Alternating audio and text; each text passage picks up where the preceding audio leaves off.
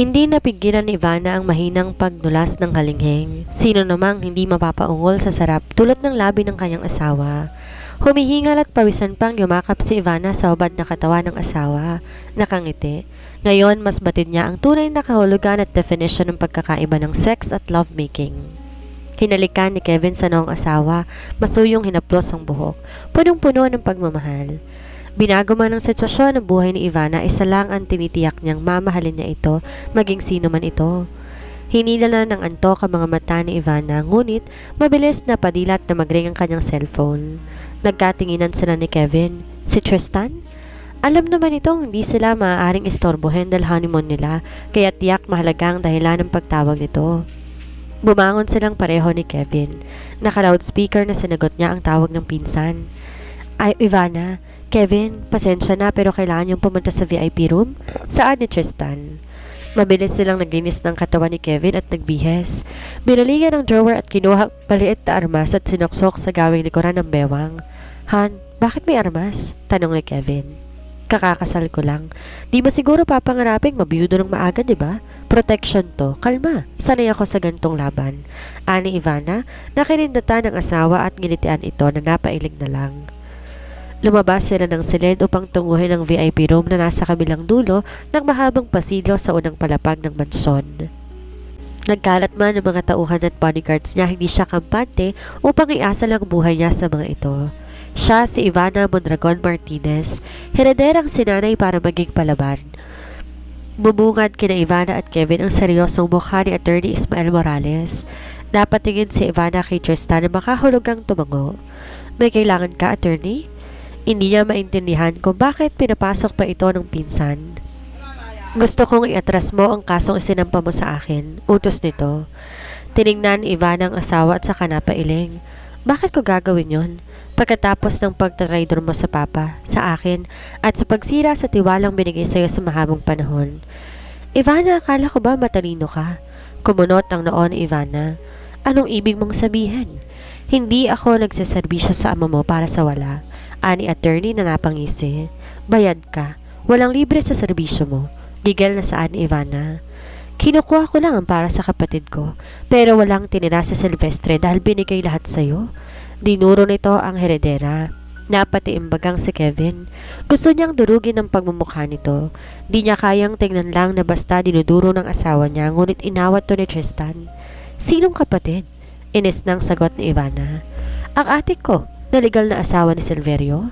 Naguguluhang tinitigan to ni Ivana. Hindi naman lingid sa'yo na may asawang iyong papa, na nagtaksi lang siya kaya kanya naging anak. Napaisip si Ivana. Hindi man lang binanggit ng kanyang ama ang tungkol sa bagay na yon. Nasa na nga bang dating asawa nito? Akala ko sa kabila ng lahat ng pakikipagsabuatan ko sa bayaw ko, may mapapala ako. Wala pala. Pinadala niya ang asawa niyang lumpo sa ibang bansa upang tuluyan na itong mahiwalayan. Tila nakabawi na si Ivana sa pagkabigla at saka napangiti. Wala akong pakialam sa ate mo. Hindi naman siyang nanay ko eh. Pagtataray ng heredera. Pero sa ari-arian ng mga Silverio, may pakialam at karapatan siya. Gustong mapailing ni Ivana. Bakit ba napapalagiran siya ng mga mukhang pera? Ibibigay ko, manahimik ka na. Magkano? Ibalik mo sa kanyang karapatan sa hasyenda. Walang gatol nitong saad. Ano? Naiiling na mapaklang tumawa si Ivana. Bakit ba ako napapalibutan ng mga gaya nyo? Ano bang meron ng hasyenda para pag-interesan nyo? Dahil sa hasyenda nakabaon ang kayamanan ng Mondragon, Ivana, sabi ni Tristan. Ang kayamanang tinatamasa mo kayang triplihin o higit pa ng mga toneladang ginto na ibinaon ng mga Hapones sa panahon ng gera, at ang lolo Silverio pinagkatiwala ang magtago ng mga yon sa mismong lupain niya. Napamaang si Ivana. Nanatiling nakikinig naman si Kevin. Daman niyang nasa bingit nga ng kamatayan ng buhay ng kanyang mag-ina dahil sa pag-aari nito. Alam niyong pareho at ako lang di nakakaalam. Nagpalipat-lipat ng tingin sa dalawa si Ivana. Ivana, hindi mo binasa ng buo ang diary ng iyong lolo, ani Tristan. Tama si Tristan sa isip ni Ivana dahil tamad naman talaga siyang magbasa. Binalingan niya ang abogado. Paano mo nalaman? Alam ng ate ko, baldado siya ngunit matalas ang memorya. Napasandal si Ivana sa kinaupuan saka matamang nag-isip. Medyo malakas ang loob mong pumasok sa teritoryo ko. Paano ka nakakasigurong makakalabas ka pa ng buhay? Pananakot ni Ivana.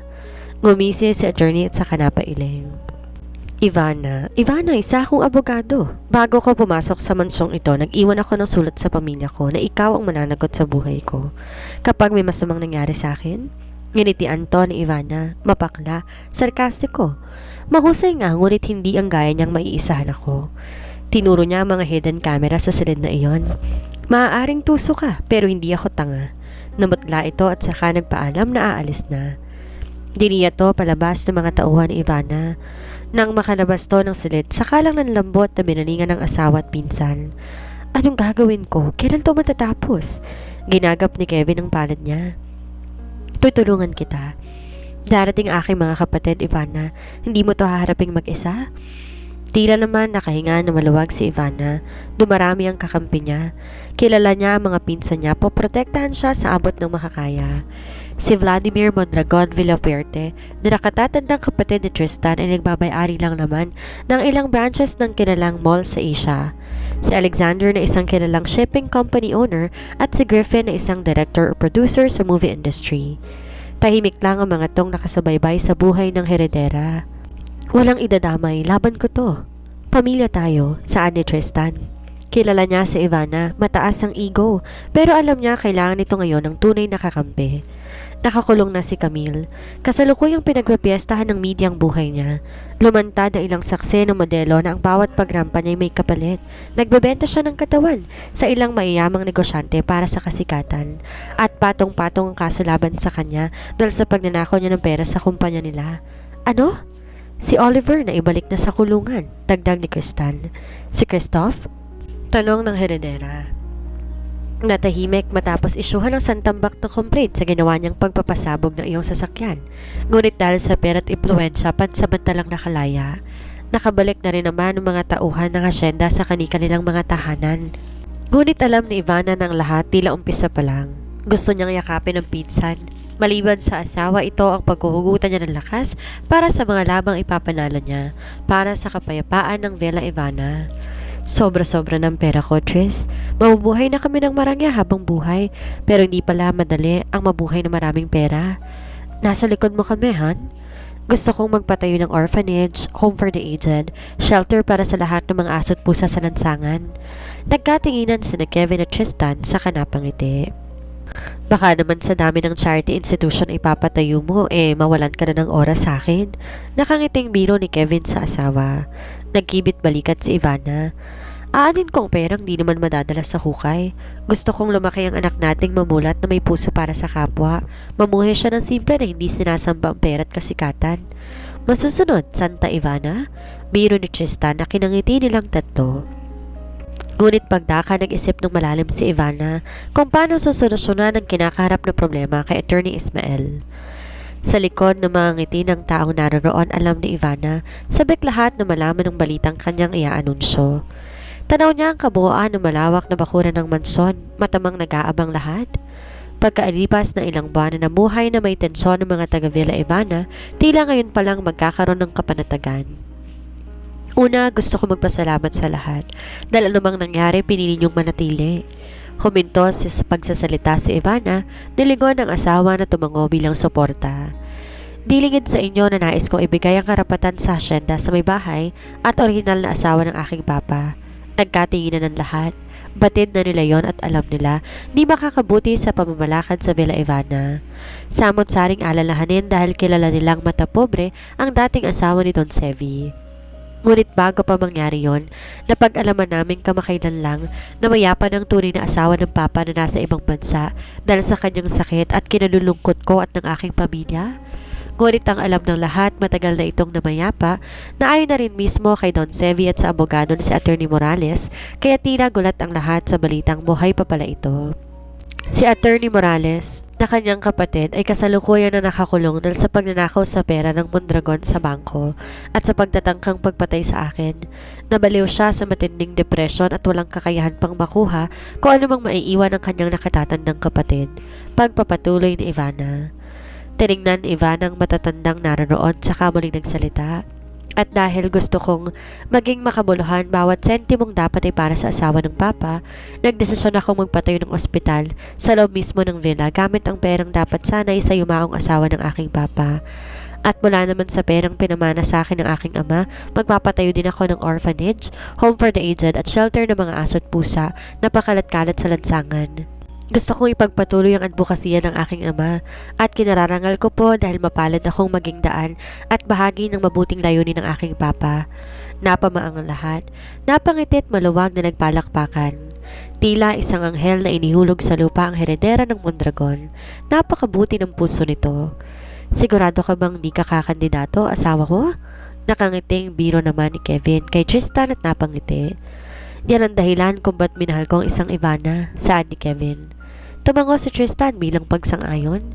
Tunay ngang kahangahangang heredera. Hindi totoo ang kasabihan na kaya kang baguhin at maging masama na dahil sa pera. Dahil napatunayan ni Ivana na pwedeng maging mabuting tao kahit limpak-limpak ang pera sa bangko at maging daan upang mas makatulong pa sa iba. Alam ni Tristan na gagamitin ni Ivana ang yamang naiwan ni Don Sevi sa mga higit pang nangangailangan. Titiyakin niyang mananatiling lihim sa lahat ang natuklasan nila ng mga nakabaong kayamanan sa lupain ng Villa Ivana, alang-alang sa kaligtasan nito mula sa mga kahaman at ganit sa lipunan. Nagpapahid naman ang luha si Nanay Rosa at Aling Lydia na mataman lang nakikinig. Napakalaki ng puso ng heredera, anang isip ni Nanay Rosa.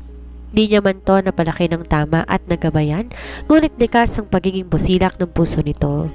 Di nakapagtatakang namanan niya ang pagiging pinantropo ng kanyang ama, opinyon na nagmula sa gawing likuran. Napatingin ditong lahat, si Crisanta at Tamayo, maging si Ivana ay nagulat, ngunit ginitian niya ang tiyahin. Patawarin mo ako, Ivana. Nilihim ko sa aking anak ang katotohanan na si Kuya Silvestre ang tumulong sa akin ng mahabang panahon. Nabuhay siya sa galit dahil sa maling impormasyon. Nagkamali ako sa pagpapalaki sa aking anak. Punong-puno ng sensiridad na saan ni Crisanta. Nirapitan to ni Ivana at saka ginagap ang palad. Tiyak Crisanta walang perpekto at tulad ng sabi ng aking papa maikli lang ang buhay. Niyakap ni Ivana ang tiyahin bilang pagtanggap. Bumitaw ito at saka ngumiti sa heredera. Tama nga sila, magkamukha tayo, parehong maganda. Sabay silang mahinang tumawa. Nakakulong na ang pinsan mo, mabigat ang kasong sinampa na iyong asawa, gayunpaman hindi ko hinihiling na iatras niyo pa ang kaso. Bagamat malungkot na wika nito, dama ni Ivana na ang nais lang nito ay turuan ng leksyon ng anak. Pagbayarin sa nagawa nitong panggugulo sa kanyang buhay, pagdusahan ng pagtatangkang pagpatay sa kanya at paglalagay sa alanganin sa buhay ng mga taga Villa Ivana. Wala na yata akong mahihiling pa, saad ni Ivana nang magkasarililan sila ng asawa.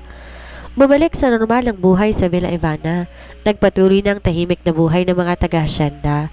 Iyon ay dahil sa husay mo para solusyonan lahat ng pinagdaanan mo. Isa kang mabuting tao, Han? Sagot ni Kevin na hinapit palapit ng asawa at kinintala ng mabilis na halik sa labi. Salamat sa pagtanggap sa pagkatao ko, ani Ivana. Wala kang dapat ipagpasalamat sa akin, Han. Ako dapat magpasalamat sa iyo. Tinuruan mo akong bumaba sa pedestal ko, ang makitang realidad ng mundo. Mayaman nga ako pero di ko alam ang tunay na kahulugan ng pakikipagkapwa-tao. Ikaw ang nagturo sa akin paano mabuhay na makabuluhan. Mahabang litanya ni Kevin. Ngumiti si Ivana, tiningnan mula sa di kalayuan ng mga taga Villa Ivana, ang kanyang pamilya, ang lahat ng naroon. Bali walang lahat ng meron ako kung di ko sila pahahalagahan. Tumingala ang heredera at tinanaw ang kulay bughaw ng mga ulap sa kahumugot ng malamig na hangin. Walang halaga ang buhay ko kung di ko ibabalik ang respeto at pagmamahal sa mga taong karapat-dapat. Tinuro sa akin ng papa na ang lahat ng tinatamasa ko sa mundong to'y pansamantala lamang dahil maikli lang ang buhay. Napatitig si Kevin sa asawa. Napakalalim ng tinura nito at lalong tumaas ang respeto niya para kay Ivana. Napakaswerte niya dahil siyang napili nitong mahalin. Makatitig naman. Inirapan ni Ivana ang asawa at saka nginitian. Di lang ako makapaniwala na nakapag-asawa ko ng anghel. Mahinang tumawa si Ivana, saka tinitigan sa mga matang asawa. Magpakasal na tayo sa simbahan? Seryosong saan nito? Natigilan si Kevin. Ayaw mo? Ani Ivana na kunway nagtatampo. Siyempre gusto. Gustong gusto. Mahigpit na niyakap ni Kevin ang asawa. Pangarap ni Ivana noon, Pangarap na nilang pareho ngayon. Pero bakit? Kasal na tayo, hon. Tanong ni Kevin nang bumitiw mula sa pagkakayakap. Dahil gusto ko, mabasbasa ng Diyos ang pagsasama natin bilang asawa. Gusto kong sa harap tayo ng altar susumpa na mamahalin natin ang isa't isa habang nabubuhay. Naluluhang sagot ni Ivana. Muling niyakap ni Kevin ang asawa saka siniil ng mainit na halik. Halik na uulit-ulitin niya. Kalakip ang pangakong si Ivana ng kanyang mamahalin habang buhay. Hinayaan ni Ivana na maglandas ang luha sa pisngi, saka pumikit at umusal ng isip ng panalangin. Panalangin na higit na magpapatatag sa kanilang pagsasama. Panalangin na magpapatibay sa kanila ni Kevin mula sa bawat pagsubok at hamon ng realidad ng buhay. Siya bilang si Ivana Villamor Mondragon Martinez, hindi basta babae lang, kundi magiging isang mabuting huwaran sa gitna ng marami, magsisilbing inspirasyon sa gitna ng lahat, pinapangako niya. Natigilan si Ivana sa naisip, saka napahagikik. Bakit konti na lang panatang makabayan na? Napakunot noon naman si Kevin. Han? Wala. Pero patuloy pa rin siya sa mahinang pagtawa na natigilan dahil muling sinakop ng labi ni Kevin ang labi niya. Pumikit si Ivana at dinama ang tamis ng halik ng asawa, halik na may kalakip ng pangako ng masayang bukas. At dito na po nagtatapos ang kwentong pag-ibig ni na Kevin at Ivana. Maraming salamat po sa walang sawang pakikinig ng mga kwentong pag-ibig.